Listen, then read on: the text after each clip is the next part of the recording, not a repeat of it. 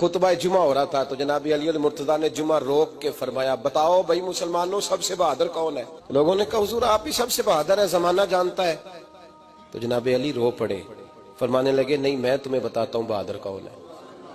جناب کون ہے؟ فرمانے لگے ایک دن ایسا بھی آیا کہ مکے کے سارے سردار کٹھے ہو کے محبوب پاک پہ حملہ کرنے لگے، حضور کو گرا لیا۔ مٹھائی کھانا صرف سنت نہیں، پتھر کھانا بھی سنت ہے، صرف حلوہ کھانا سنت نہیں، پتھر کھانا بھی اس سنت کو بھی ادا کرنا۔ کہتے ہیں تھوڑے سے میٹھے چاول بھی کھا لو، کھانے کے ساتھ سنت ہے۔ میں نے کہا بھائی کبھی کبھی پتھر کھانا بھی سنت ہے، اس پر بھی توجہ کریں، اس کا بھی تھوڑا خیال فرمائیں۔ کہتے ہیں حضرت علی کفار مکہ نے نبی پاک صلی اللہ علیہ وسلم کو گرا لیا اور معاذ اللہ تشدد کرنے لگے۔ فرماتے ہیں کوئی زور زور سے پکار رہا تھا، میرے کانوں میں آواز آئی جب میں گھر میں تھا، کوئی زور زور سے پکار رہا تھا، اور وہ کیا کہہ رہا تھا؟ کوئی ابو بکر کو خبر کرو، کوئی صدیق اکبر کو بتاؤ کہ قریش مکہ محبوب علیہ السلام کو تکلیف دے رہے ہیں، بتاؤ۔ حضرت علی کہتے ہیں جب تک میں باہر نکلا تو میں نے ابو بکر کو دوڑتے ہوئے دیکھا، صدیق اکبر کے پیروں میں جوتا کوئی نہیں، سر پہ ٹوپی کوئی نہیں، تینوں لب دیاں آپ گواچے، سانو اپنی خبر نہیں کوئی۔ کہتے ہیں بھاگتے جا رہے ہیں، اور پھر جب صدیق اکبر پہنچے تو میں دوڑا آ رہا تھا اور منظر دیکھ بھی رہا تھا کہ ابو بکر صدیق نے ایک کافر کو ادھر پھینکا، دوسرے کو ادھر پھینکا، تیسرے کو ادھر، اور ساتھ ساتھ فرماتے جا رہے ہیں ظالموں اسے مارتے ہو جو تمہیں جنت کا راستہ دکھاتا ہے، ظالموں ان پر تشدد کرتے ہو جو تمہیں جہنم سے بچاتے ہیں، جو تمہیں اللہ کا قرب دیتے ہیں، جو تمہیں دنیا کی آزمائشوں سے بچانے آئے۔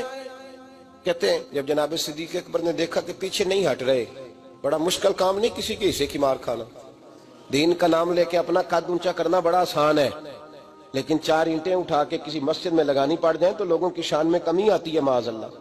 جناب ابو بکر صدیق رضی اللہ تعالیٰ عنہ حضور کے اوپر لیٹ گئے، اور مولا علی فرماتے ہیں نبی پاک کے حصے کی ساری مار ابو بکر صدیق نے کھائی، اور اتنی مار کھائی کہ بے ہوش ہو گئے۔ ان کے قبیلے کے لوگ آئے، اٹھایا، اور قبیلے کے ایک شخص نے کہا قریش مکہ یاد رکھنا اگر ابو بکر کو کچھ ہوا تو تمہیں بدلہ دینا پڑے گا۔ لے گئے۔ ان کی اماں کہتی ہیں ساری رات میں اپنے بیٹے کے زخم دھوتی رہی اور میں روتی رہی، ساری رات میں پٹیاں کرتی رہی اور میں پریشان رہی۔ برادری ساری اکٹھی تھی کہ ابو بکر کو ہوش آئے اور وہ بتائیں کون کون شامل تھا تو ہم بدلے کی کوشش کریں۔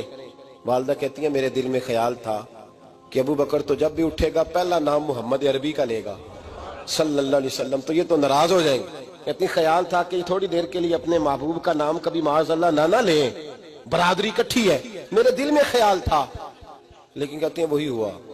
حضرت سیدنا ابو بکر صدیق کی آنکھ کھلی، کہا حضور کا پتہ بتاؤ۔ اماں کہتی ہیں میں نے کان میں کہا ابو بکر ذرا ٹھہر جا، برادری ساری کٹھی ہے، تو حضور کا نام لے گا تو چلے جائیں گے۔ تو کہتے ہیں ابو بکر اٹھ کے بیٹھ گئے، کہنے لگے جس نے بیٹھنا ہے بیٹھے، جس نے جانا ہے جائے، مجھے برادری کی ضرورت نہیں، مدینے والے محبوب کی ضرورت ہے۔